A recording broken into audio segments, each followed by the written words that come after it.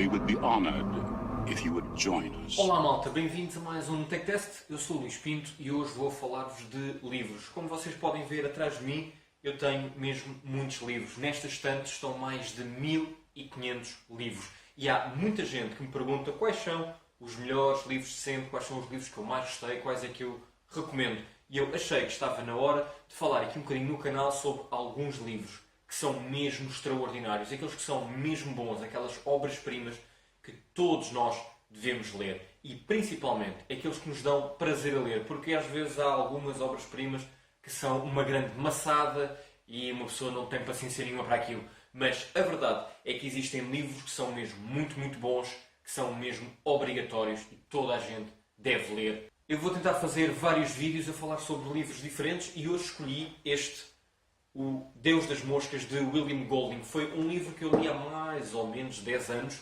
e nunca mais me esqueci deste livro. E isto é muito importante. Quando nós não nos esquecemos de um livro ao fim de uma década, quando ainda nos lembramos de coisas que aquelas personagens viveram, quando ainda nos lembramos no sítio onde estávamos quando lemos certo livro, então a verdade é que esse livro de alguma forma nos marcou, para o bem ou para o mal. Este livro é extraordinário, é uma obra-prima, um dos melhores livros alguma vez feitos, está sempre naquelas listas que nós podemos procurar na internet de quais é que são os melhores livros de sempre, está lá sempre. O Deus das Moscas, de William Golding, que ganhou o Prémio Nobel da Literatura, penso que é no 84, na realidade foi em 83. Este livro, que foi lançado em 1954, despertou a minha atenção, como já vos disse, há mais ou menos 10 anos. Eu comecei a ler e não consegui parar. É a história de um grupo de crianças que está num avião. Esse avião despenha-se numa ilha e as crianças ficam sozinhas. Têm que criar as suas próprias leis, têm que criar a sua própria sociedade. E com isso não temos imagens do mundo exterior a essa ilha. Não sabemos o que é que aconteceu, o que é que se passa, como é que é o mundo. Isso não é fundamental. A única coisa que percebemos é que há ali alguns traumas, há ali algumas noções diferentes de sociedade e a verdade é que naquele grupo de crianças não há uma única rapariga. E tudo isto causa várias perguntas que algumas terão respostas, outras não terão. O livro foca-se basicamente em duas crianças, Ralph e Piggy. É uma amizade que vai crescendo aos poucos no meio de uma sociedade que não sabe governar-se, nem consegue governar o que quer que seja. A primeira coisa que notamos é que os diálogos são claramente crianças. O autor conseguiu criar todos uns diálogos, toda uma personalidade de mentes infantis, mentes de crianças. Os diálogos são brutalmente realistas e dificilmente alguém consegue igualar realmente toda a qualidade que temos de diálogos que são de crianças, com argumentos que por vezes não fazem sentido nenhum para uma mente mais adulta, mas nós olhamos e percebemos que para uma criança aquilo faria completamente sentido. E claro que no meio disso tudo, muitas vezes a criança usa simplesmente o argumento porque sim e a verdade é que convence as outras crianças. E é assim que toda a história se vai desenvolvendo e esta sociedade no meio da ilha vai crescendo.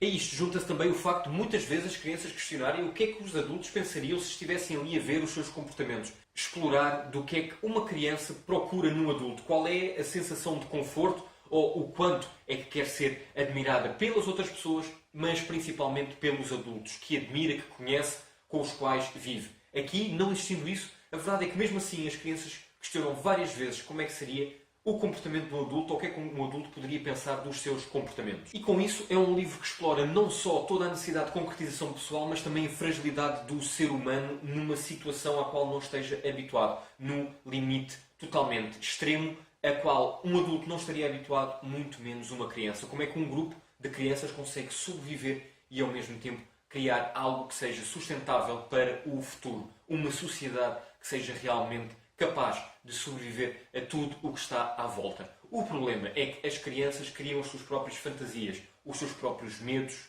as suas próprias crenças e tudo isso pode destruir a sua sociedade. É, do início ao fim, um livro brilhante. É mesmo dos melhores livros que já li e por isso comecei exatamente por este. É um livro onde por vezes ficamos aterrorizados ao ver o quanto um grupo de crianças vai no caminho errado simplesmente porque tem uma ideia que não é a mais realista ou não é a mais madura. É um livro que aprofunda a necessidade de sermos algo ou alguém que manda e, por outro lado, a necessidade de outros de serem algo mais submissos e de simplesmente seguirem as ordens de outros. Há aqui uma necessidade hierárquica de sociedade brutalmente explorada para crianças, para adolescentes. Afinal, não são só os adultos que fazem uma hierarquia. As crianças também, e isso é muito explorado aqui. Aos poucos, o livro torna-se em algo bastante aterrador, porque nós vemos que já não há salvação para aquelas crianças naquele caminho, eles têm que procurar outros e às vezes eles demoram até conseguir encontrar. E depois, para além disso, começamos a perceber o quanto este livro é na realidade uma metáfora para o nosso mundo atual, para a nossa sociedade, para aquilo que nós construímos nos últimos séculos.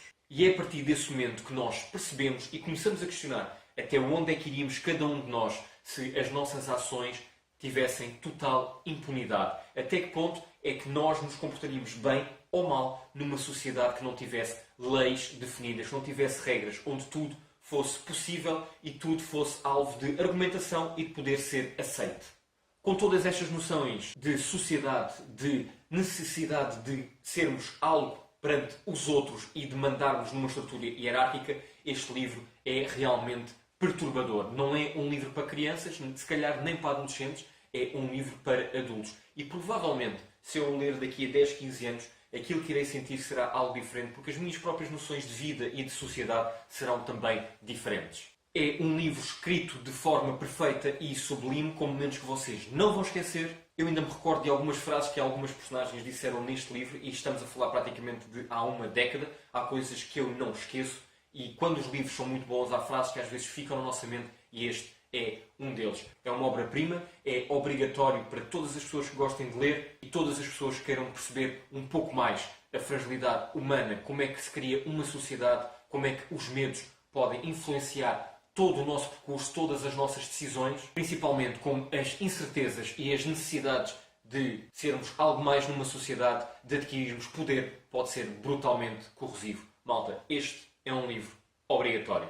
Malta, espero que tenham gostado desta análise. Foi o meu primeiro vídeo totalmente focado num livro. Várias pessoas já me tinham perguntado, como eu vos disse, sobre quais é que são os grandes livros, e eu lembrei-me imediatamente deste. Eu vou falar sobre dezenas de livros nos próximos tempos, aos poucos, sempre que tiver tempo, vou tentar focar num livro, e vocês digam-me também quais é que são para vocês os melhores livros de sempre, aquelas leituras que vocês ainda hoje não esquecem, quer seja O Senhor dos Anéis, o Harry Potter, outro livro qualquer, há sempre algum que fica na nossa mente. Eu tenho vários que não consegui esquecer, este é um deles, e nos próximos dias irei falar de mais. Não se esqueçam, se gostaram do vídeo façam um like, obrigado a todos que já subscreveram o canal. Estamos sempre a oferecer livros, tanto no Facebook como no Instagram, portanto vejam as nossas redes sociais. Fiquem atentos, um abraço, até à próxima.